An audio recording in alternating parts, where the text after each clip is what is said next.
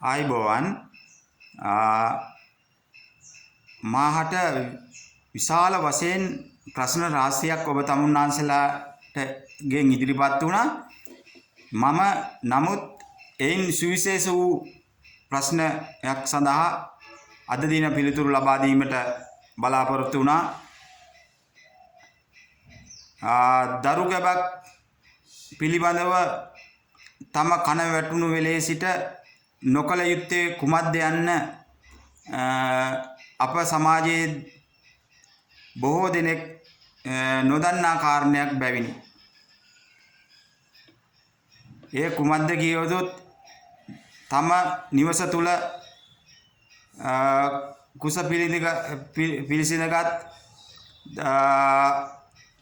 දරුවෙකු සිටින බව තහවුරු වූ විට නිවසත් සෑදීම හෝ මුල්ගල් තැබීම හෝ උළුහව් ජනල ගැලවීම හෝ බිච්චයට ඇණයක් ගැසීම වගේ කර්තව්‍යයන් කිසිදු විටක කළ නොකළ යුත්තකි.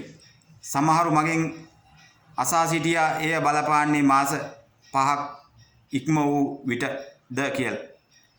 එය එසේ නොවන බව තරයේ හිතා ගනු. තම බිරිඳට, තම දියණියට හෝ තම සහෝදරියකට හෝ එවැනි දරු ගැබක් ඇති වූ බව නිවසේ ඉන්න අය දැනගත් විගස එවැනි කර්තව්‍යයන් වලින් බැහැර විය යුතුය. ගඩොලක් තබමින් ගඩොලක් තවමින් බදාම දමමින් කටයුතු කරන්නේ නම් ඔහුගේ දරු ගැබ හිර කිරීම සිදු කරනවා විය යුතුයමයි.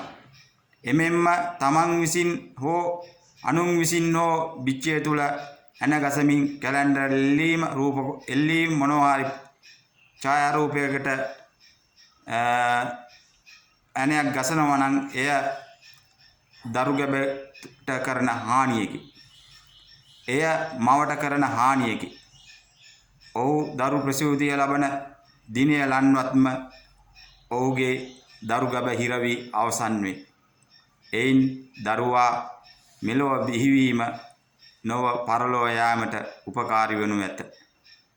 මෙය සත්‍ය සිදුවීම් බැවින් ඔබ තරයේ එවැනි කටයුතු කිරීමෙන් වළකින ලෙස මා ඉල්ලා සිටිනවා. මෙවැනි වූ කර්තව්‍යයන් තුලින් තම බලාපොරොත්තු සියල්ල අහෝසි වී කරදරයකට පත් වෙනවා මිස ඔබට සුගතිය සිදුවනු නොවේ. මෙය කිසිම විටක සිදු කිරීම සඳහා උත්සුක නොවන්න. මිල මුදල් කොතරම් තිබුණත් වෙනත් තාක්ෂණික උපකරණ තිබුණත් තම දරුවාගේ ජීවිතය බේරා ගැනීමට නොහැකි වනු ඇත. මෙය දරුවන් ලැබීමට සිටින දරුවන් සිටින සියලු දෙමව්පියන් ඒ සඳහා බලාපොරොත්තු වන අය තරයේ මතක තබා යුතු කරුණකි. ස්වස්ති සිද්ධ.